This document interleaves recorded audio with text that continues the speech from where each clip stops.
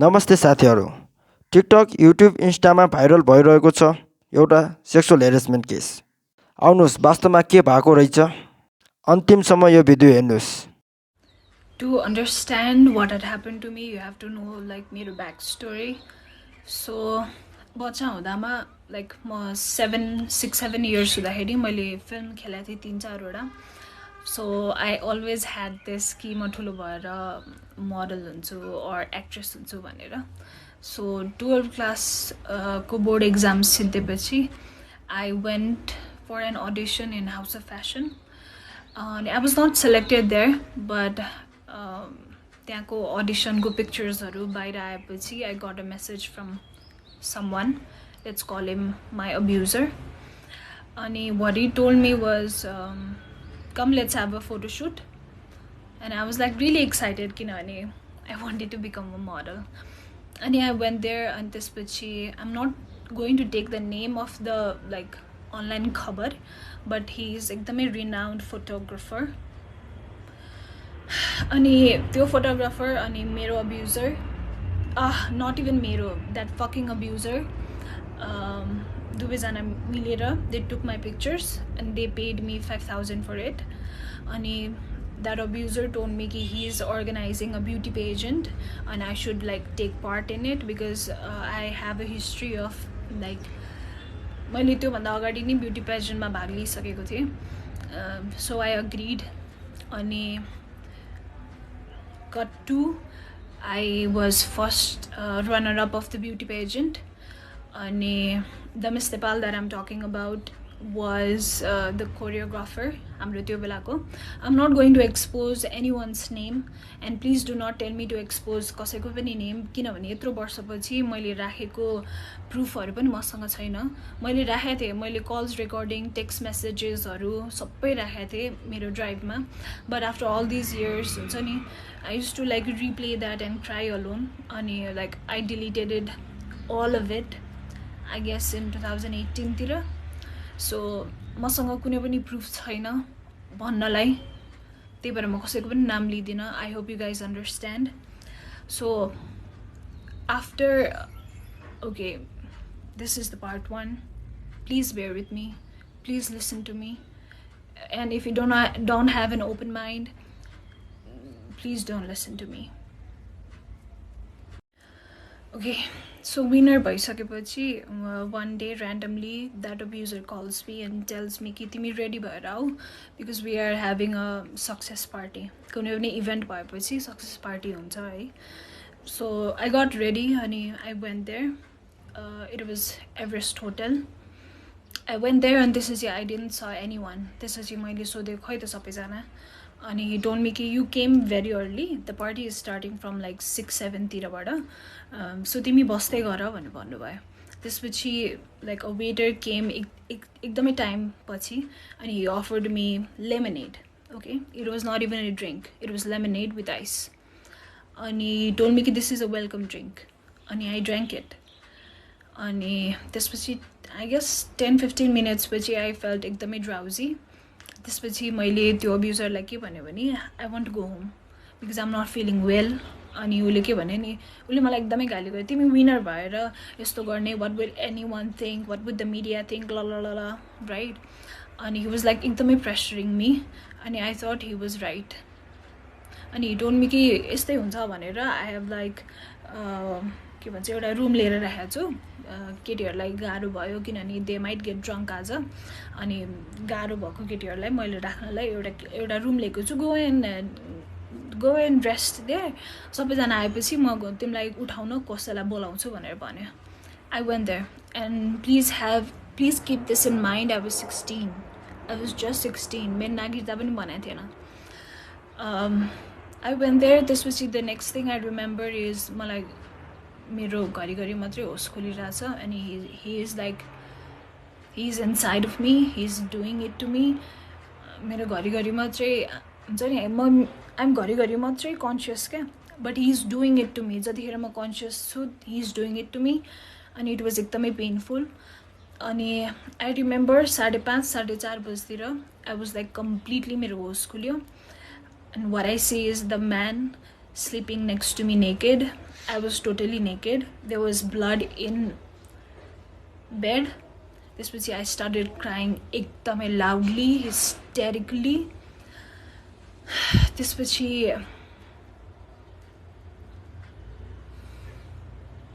I'm sorry. Okay म नरोइकन भन्ने कोसिस गर्छु है, किनभने म धेरै रोइसकेँ यार यो कुरामा, अब म रुन मन छैन। त्यसपछि त्यो मान्छेले मलाई के भन्यो भने मैले तेरो ब्यागमा 20,000 रुपियाँ हाल्दैछु, यु टेक दिस। अनि त्यसपछि उसले मलाई कसरी म्यानिपुलेटिभ वेमा के भन्यो भने you were asking for it, you needed money, that's why you told me to have sex with you and that's why I did this to you, that's why we did this भनेर भन्यो होइन। I was like standing in front of the door band थियो, naked. I was looking at the money, I was looking at the guy, and I was looking at myself in the mirror. I couldn't believe what had happened to me. I mean, I couldn't believe कि I could get raped. हुन्छ नि, किनभने I was educated, I was एकदमै strong पहिलेबाट, I was एकदमै like outspoken. But त्यो मोमेन्टमा I couldn't believe कि this is my reality at the moment. त्यसपछि he told me कि he had taken some of my pictures अनि यो मैले कसैलाई भने भने he would like expose it, किनभने he has that photographer friend in एउटा एकदमै renowned online खबर something, I don't know. त्यसपछि I was really scared. मैले आफ्नो लुगा लाएँ, I took my bag. He called me a taxi. मेरो मोबाइलमा 200 above missed calls थियो from my parents obviously, किनभने म सक्सेस पार्टीबाट घर फर्किनेवाला थिएँ नि त, म फर्किन नि त, right. But the way he said things to me कि you were asking for it, you wanted money, that's why we did it, मलाई पैसा चाहिएको थियो त्यही भएर मैले मागे जसरी उसले मलाई भन्यो क्या। तर जानुभन्दा अगाडि मसँग तिम्रो पिक्चर्स छ, भिडियोज छ, I'll expose it if you'll tell this to anyone भनिसकेपछि I felt really helpless. I couldn't even like shed a tear, I couldn't even cry. Like I was like completely, my body completely froze, like I was stiff and froze. त्यसपछि म घर आएँ, I didn't say it to anyone. अनि it continued for 6 months. He used to call me whenever he wanted to have sex. I used to go. I felt really disgusted because he used to make me do so many things. That was very traumatic. So it continued for 6 months. And he even made me like sleep with his friend in front of him. So many things that हुन्छ नि, म डिटेलमा भन्न थाल्यो भने यो सुन्ने मान्छेलाई नै ट्रमेटिक हुन्छ, त्यही भएर म डिटेलमा वाट त्यो मान्छेले मलाई के गर्न पठायो म भन्दिनँ। But at one point I was so helpless कि I wanted to die, I wanted to like and this suffering. अनि त्यो बेलामा like I was about to attempt suicide, but त्यो बेलामा म जोसँग रिलेसनसिपमा थिएँ ही called me.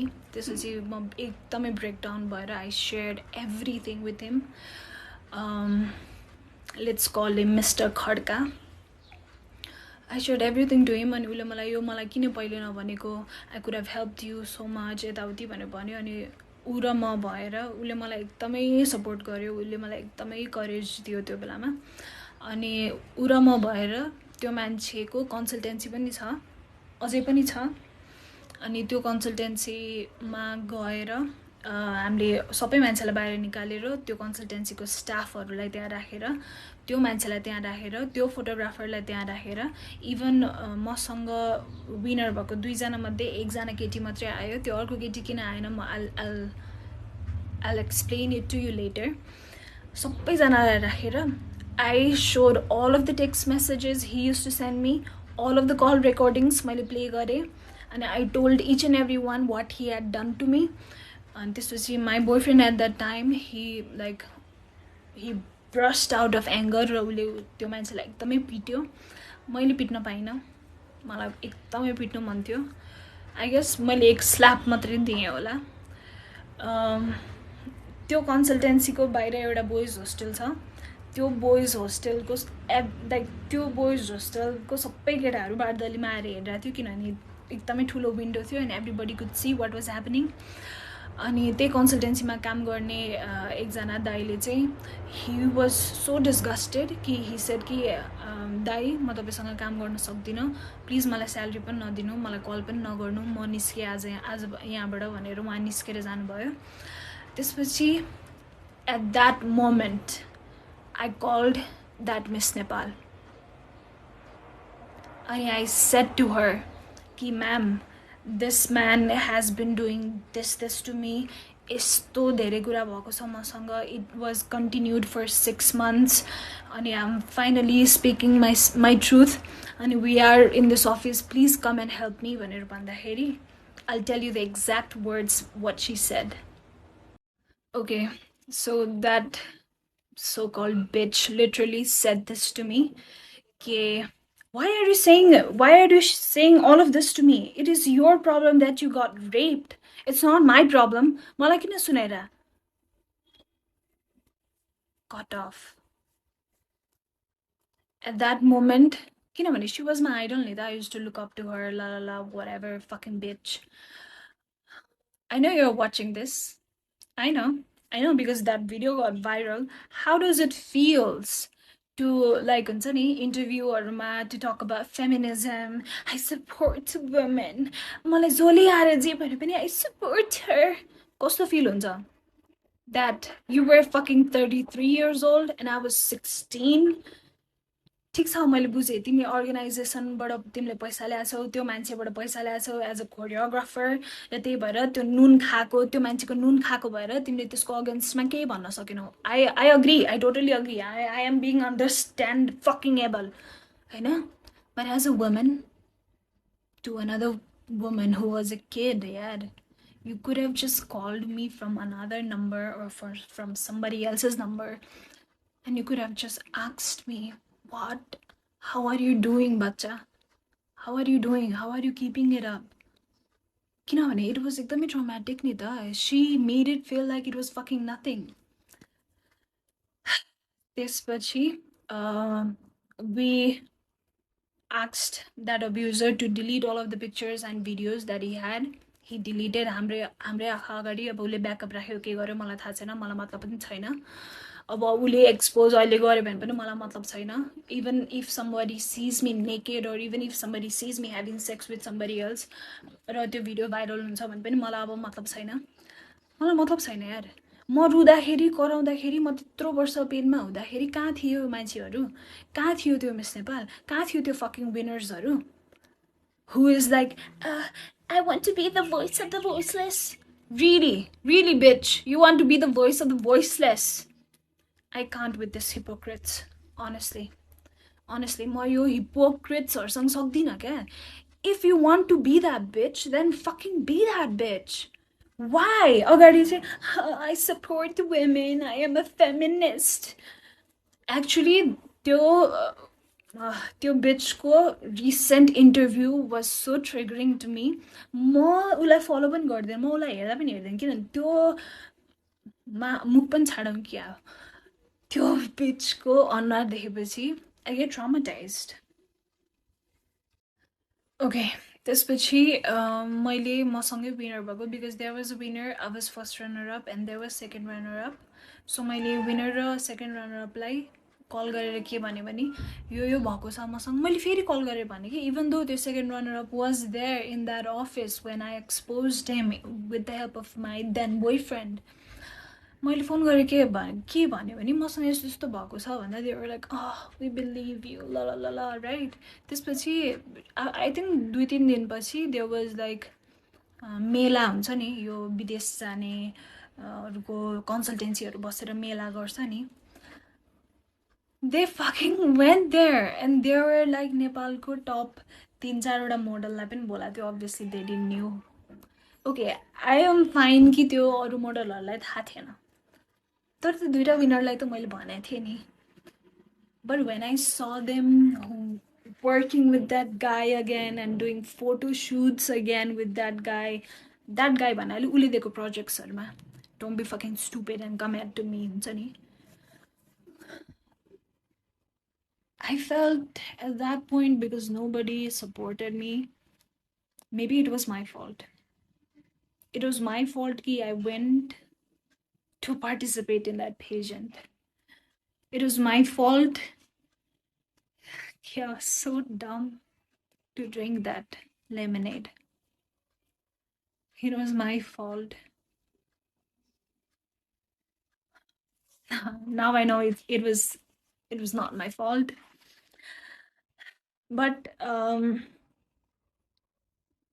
I see them. They're still in media. I see that Pathak and I see that Panthi. They're still in this media working as MC or whatever. I just want to say, I hope you never go through this.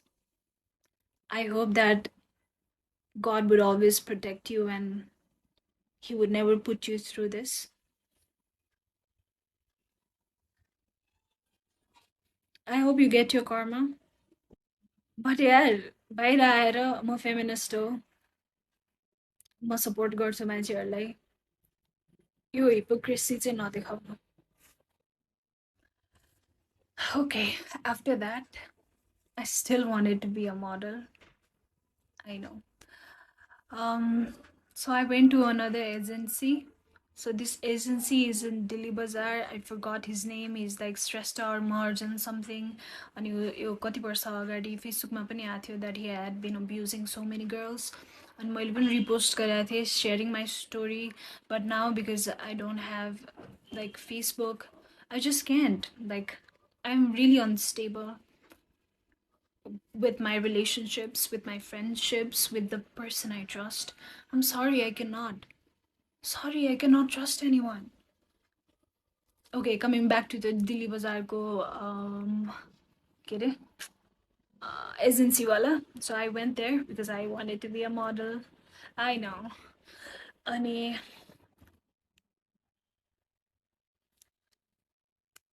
out of nowhere, he was like taking my measurements. किनभने त्यो के भन्छ फर्ममा लेख्नुपर्छ भनेर है. So he was touching me everywhere. अनि at that point म यति numb भइसकेको थिएँ कि if a guy used to like मेरो साइडबाट पास भए पनि, मलाई हेरे पनि अथवा मलाई टच गर्यो भने, I used to go totally numb and I used to freeze. Like मेरो बडी चलाउन खोज्थे तर म चलाउनै सक्दिनँ थिएँ क्या. I hope you're getting me. I used to like completely freeze. So that's what exactly happened. And while he was taking measurements, he was feeling me, and he eventually like opened my pants and he was like raping me.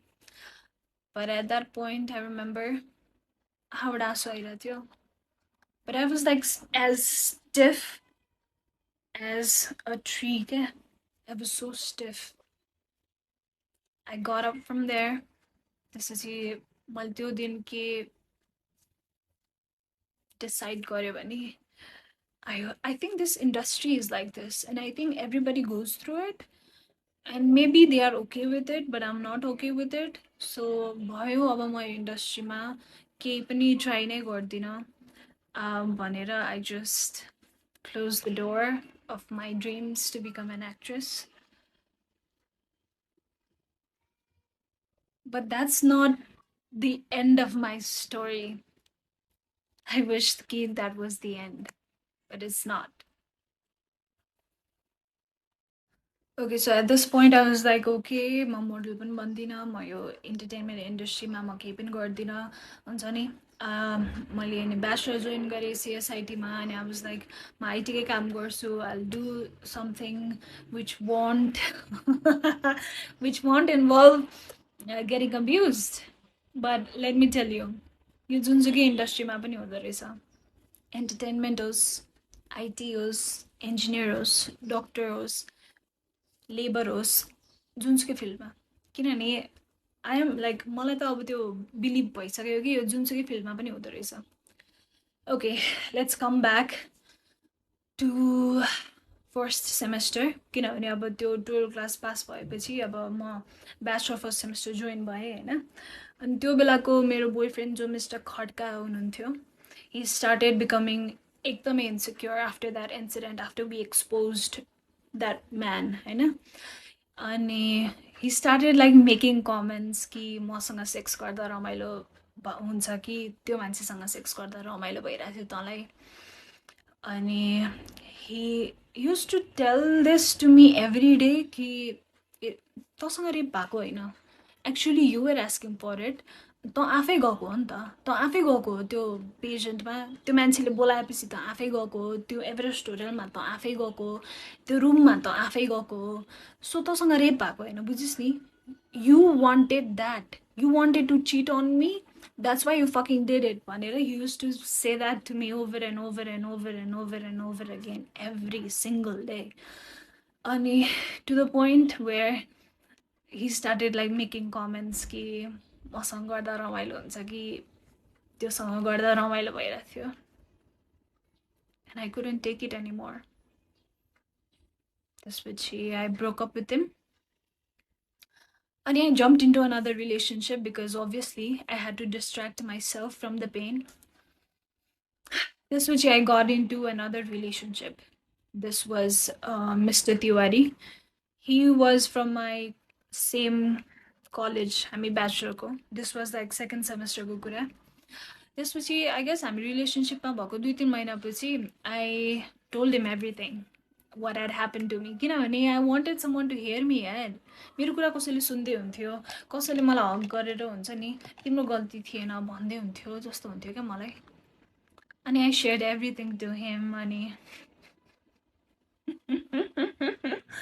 oh my god he said this exact statement ए तेरो त पहिल्यै rape भइसक्यो रहेछ म पनि अब तँलाई rape गर्छु